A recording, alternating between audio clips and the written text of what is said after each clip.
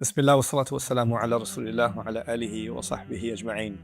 آج سے تقریباً 15 سال پہلے میرا ایک یونیورسٹی میں لیکچر تھا امریکہ میں، اور لیکچر کے بعد ایک نوجوان لڑکی میرے پاس آئی اور مجھ سے عربی میں بات کرنے لگی۔ میں حیران ہوا، میں نے اس سے پوچھا کہ تم نے عربی کہاں سیکھی؟ تو کہتی ہے کہ میں نے عربی 10 سال پہلے سیکھی تھی جب میں مسلمان تھی۔ تو میں اور حیران ہوا کہ کیا مطلب تم مسلمان تھی، کیا مسلمان نہیں ہو اب؟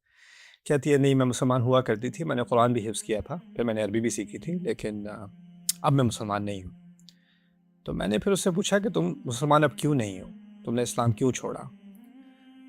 تو اس کا مختصر جواب تھا سورۃ الرحمن، اور میں اور حیران۔ تو میں نے کہا ابھی کوشچن آنسر سیشن ہو رہا ہے لیکچر کا، میں اس کے بعد تم سے تھوڑی دیر میں جا کے الگ سے بات کروں گا۔ تو اس سے میں نے الگ سے بات کی، اور اس نے مجھے سمجھایا کہ سورۃ الرحمن میں اللہ تعالیٰ نے اپنے نام کا ذکر کیا ہے شروع میں، الرحمن، جس میں اللہ تعالیٰ کی محبت کا اثر ہے، اس کی رحمت کا اثر ہے، اس کی شفقت کا اثر ہے، اس کی نعمتوں کا اثر ہے۔ لیکن اسی صورت میں اللہ تعالیٰ نے اتنی ڈراؤنی اور اتنی بھیانک مشکلات اور عذاب کا ذکر کیا ہے اہل جہنم کے لیے۔ تو ایسا خدا جس میں اتنی رحمت ہے، وہ ایسی جہنم کیسے بنا سکتا ہے؟ میں ان دو چیزوں کو آپس میں نہیں ملا سکی، میں ریکنسائل نہیں کر سکی، اور میرے نزدیک یہ ایک بہت بڑا تناقض ہے، اس میں ایک کانٹرڈکشن ہے جو مجھے سمجھ نہیں آتی، اور یہ ایک بنیادی وجہ تھی جس کی وجہ سے میں نے اسلام چھوڑ دیا۔ اس کے بعد میں نے دوبارہ سے سورۃ الرحمن کا مطالعہ شروع کیا، اور یہ کچھ 15 سال پہلے کی بات ہے، اور میرے ذہن میں بھی کچھ سوالات آئے۔ ان میں سے یہ بھی تھا کہ اس سورت کی ترتیب ایسی کیوں ہے؟ شروع میں اللہ تعالیٰ نے قرآن کی عظمت کا بیان کیا ہے، پھر اپنی مخلوق کا بیان کیا ہے، اس کے بعد قیامت کے دن کا، پھر اہل جہنم کا، اس کے بعد جنت کے دو مراحل، دو مختلف درجات بیان کیے ہیں، وَمِن دُونِهِمَا جَنَّتَانِ، اور ان سب کو جمع کر کے ان کے درمیان بار بار ایک ہی آیت کا تکرار ہوتا ہے، فَبِأَيِّ آلَاءِ رَبِّكُمَا تُكَذِّبَانِ، ایک کے بعد دوسری دفعہ، تیسری دفعہ، چوتھی دفعہ، پانچویں دفعہ، اور اس کو ہم قرات کے ضمن میں اس کو قرآن کی سب سے خوبصورت صورتوں میں سے بھی مانتے ہیں، لیکن مضمون کے اعتبار سے، ادب کے اعتبار سے، سمجھنے کے اعتبار سے، خاص کر کوئی غیر مسلم اگر اس کو پڑھ رہا ہے اور جس کو اسلام کا علم نہیں ہے وہ اس کو پڑھ رہا ہے، اس کے ذہن میں کیا کیا سوال آئیں گے، اور ان سوالوں کا جواب کیا ہے، اور کیا ان سوالوں کا جواب اس صورت کے اندر ہی موجود ہے کہ نہیں۔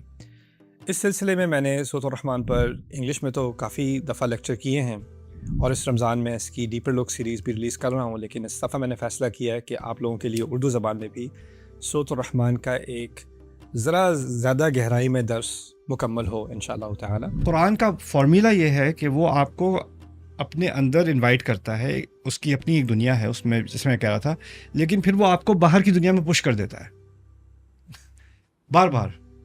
اس کی آیات ہی ایسی ہیں، اللہ تعالیٰ کی آیات ہی ایسی ہیں، سنوریہم آیاتنا فی الآفاق وفی انفسہم حتی یتبین لہم انہ الحق، جس میں ایسے سوالوں کے جواب جو خاص کر غیر مسلم سے بھی آتے ہیں، صرف مسلمانوں ہی کے سوال نہیں۔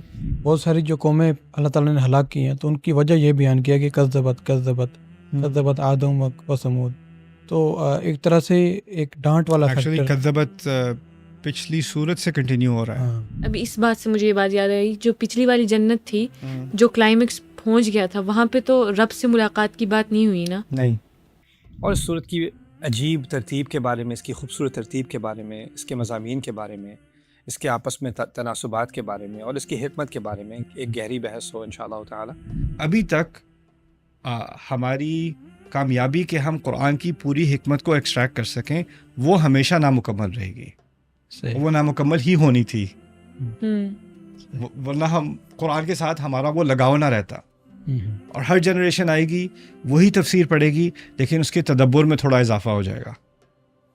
پھر اگلی جنریشن آئے گی، وہی تفسیر وہی پڑھے گی جو پچھلی جنریشنز نے پڑھی تھی، اور شاید ان کا تدبر کا فائدہ بھی اٹھا لے گی، لیکن اس کے سامنے ایک نئی حقیقت ہوگی، اور اس کو سمجھ میں آئے گا کہ قرآن نے اس نئی حقیقت پہ بھی تبصرہ کیا ہے۔ اس رمضان میں ہم انشاءاللہ تعالی سورۃ الرحمن کا مطالعہ اکٹھا کریں گے، میں، زید اور بشرا انشاءاللہ، اور ہر آیت کے بارے میں جو سوالات ہمارے ذہن میں آتے ہیں، جو حکمتیں ہم اس سے سیکھ سکتے ہیں، جو پڑھ چکے ہیں، ان سے گزرنے کی کوشش کریں گے۔ ہماری کوشش ہوگی کہ زیادہ فلسفی اور علمی بات نہ ہو، اس اسلوب میں ہو کہ ہر ایک کو سمجھ میں آ جائے بات انشاءاللہ تعالی۔ امید ہماری یہ ہے کہ اس سفر سے گزرنے کے بعد رمضان کے دوران ہی انشاءاللہ آپ سب کا سورۃ الرحمن کے ساتھ ایک گہرا تعلق قائم ہو، اور اس کے ذریعے سے آپ قرآن کی باقی صورتوں میں بھی ایک نئے سرے سے دلچسپی لے کر آئیں۔ جزاکم اللہ خیراً۔ ہماری امید ہے آپ ہمارے ساتھ شرکت کریں گے۔ السلام علیکم ورحمۃ اللہ وبرکاتہ۔